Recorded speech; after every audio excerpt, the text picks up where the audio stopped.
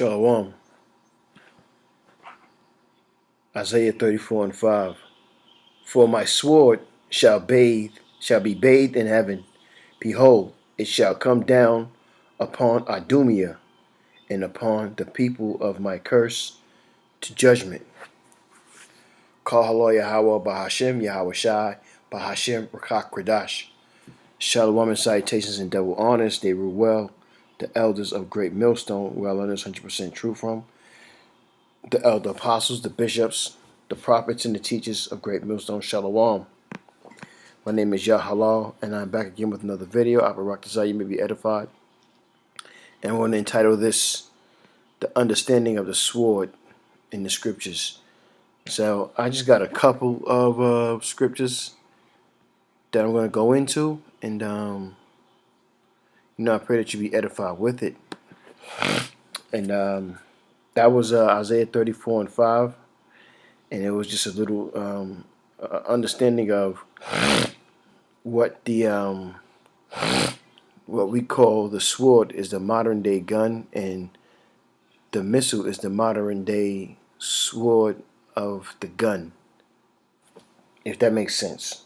The missile is the upgraded gun, which is the sword, which Yahweh Bashem Yahweh Shai allowed Esau to develop, giving him the understanding to create that war tool to cause destruction. It talks about Esau being a red horse and bringing destruction to the world. And then in Genesis, that's Revelation. But in Genesis, it talks about Esau having his blessing and that he will rule with the sword. And this is what he has done to get to the position he's in now. And the Lord has put him in a trick bag because the Lord, Yahweh Bashem Yahweh Shai, allowed him to build these same tools of destruction and war to destroy their own selves. And as the scriptures say, Yahweh is a man of war, roughly paraphrasing. So with that, I'm going to get a couple of scriptures, man. That's going to be that. I didn't want to make this a long lesson. So let's get some scriptures. Romans 13 and 4. And it reads, For he is the minister of the power to be thee for good. But if thou do that which is evil, evil means bad times, be afraid, for he beareth not the sword in vain. Yahweh Bashem Yahweh Shai does not use he doesn't execute destruction with a sword in vain. For he is the minister of the power, a revenger to execute wrath upon him that doeth evil. So who is the scripture talking about? Who is Paul talking about in this scripture?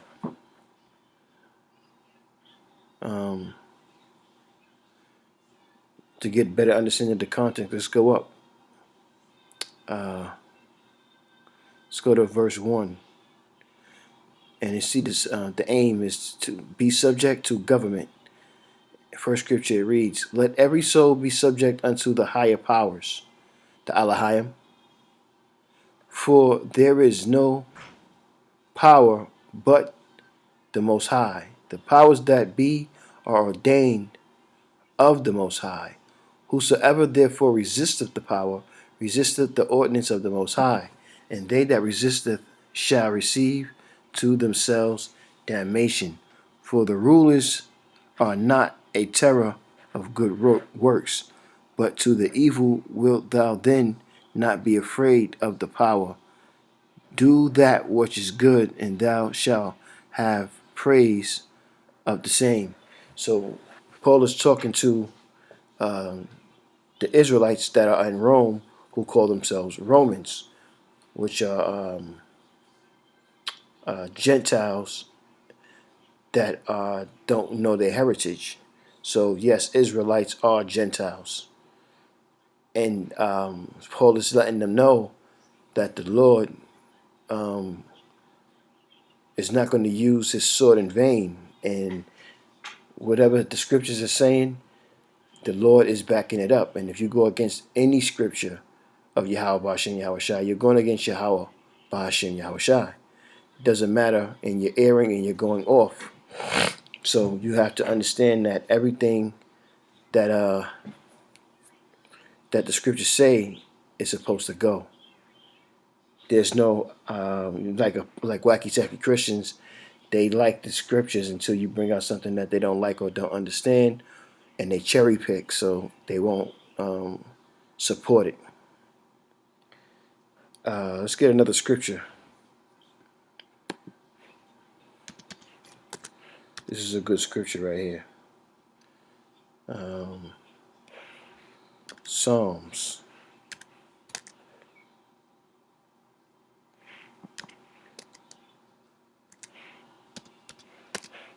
Psalm 17 and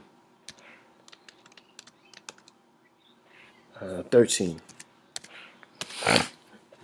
And it reads, O Yahweh, disappoint him. That him he's talking about is Esau. Cast him down.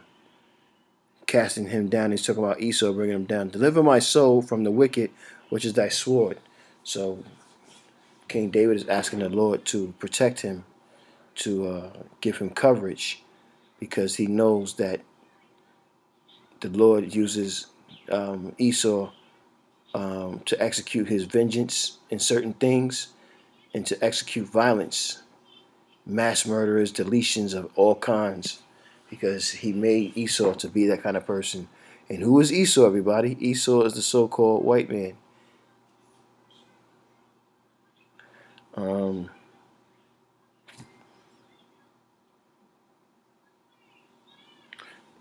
Let's get what I talked about Genesis, where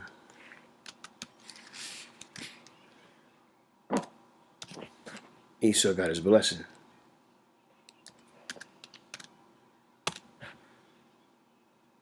And it reads, Genesis 27 and 40, and by thy sword that shalt thou live, and shalt serve thy brother, and it shall come to pass when thou shalt have no dominion, that thou shalt break his yoke from off thy neck. Now this happened already, and this was the time, and this scripture specifically, this is the time from the Dark Ages to the Renaissance era, and this is and Renaissance means rebirth, and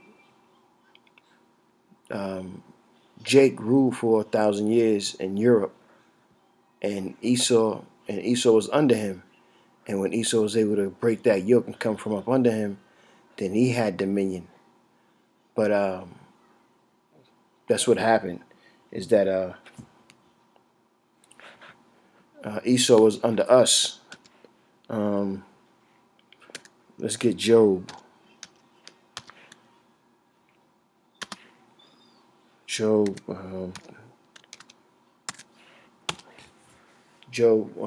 Start from the top. Job's present state and humiliation. Let's see. But now I'll start from the top, from the one. I'll read down just a little bit. But now they that are younger than I, talking about Esau, I have made in derision, whose fathers I would have disdained to have set with the dogs of my flock. So Esau is he practiced bestiality, he practiced pedophilia, and a whole bunch of other things that are consumed that are wicked to the Most High. Yea, whereunto might thy strength of their hands profit me, in whom old age was perished? For want and famine they were solitary, fleeing into the wilderness in former time, desolate and waste. That's right, they come from the Caucasus Mountains, who cut up mallows by the bushes and juniper roots for their meat.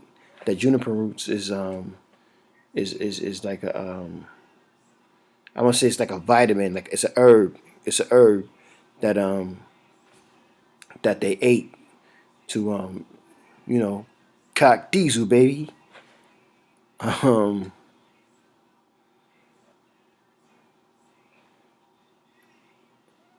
verse 5, it says, they were driven forth from among men. They cried after them as after a thief.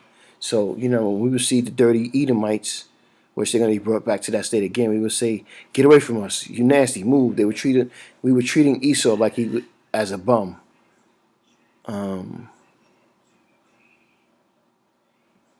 Here's a key right here. Verse 6, to dwell in the cities to dwell in the cliffs of the valleys and caves on the earth and in the rocks. So who was that? That is definitely Esau. He's the one that dwell in the cliffs of the valleys, and he's definitely a caveman. And that's his MO. And that's his MO. So the scriptures bring out everything that you want to know.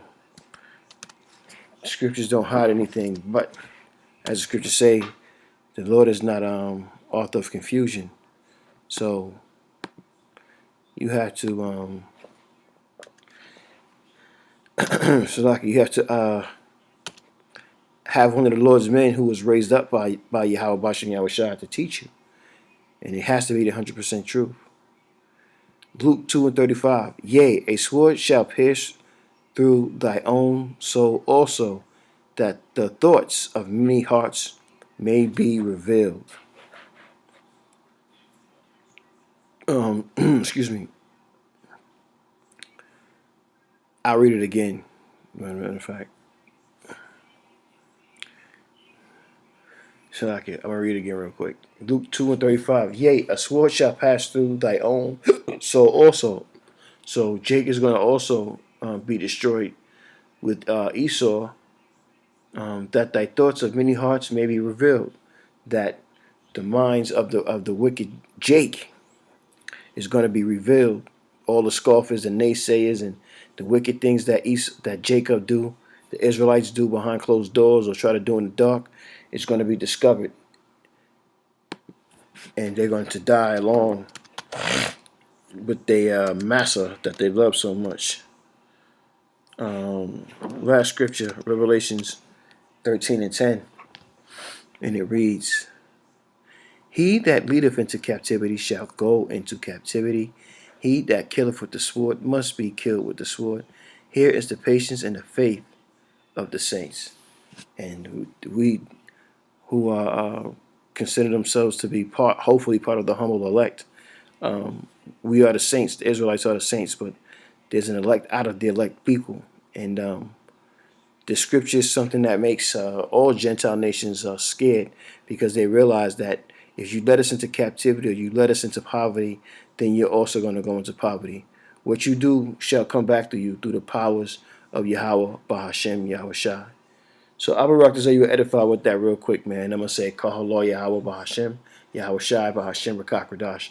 Shalom and salutations again, and double honors for the men of Great Millstone. Shalom to Speckled Bird, Confused Face, the Akimet Aqua, who also subscribe to the men of Great Millstone, the Akimon Highways and Byways, and last but not least, the elect.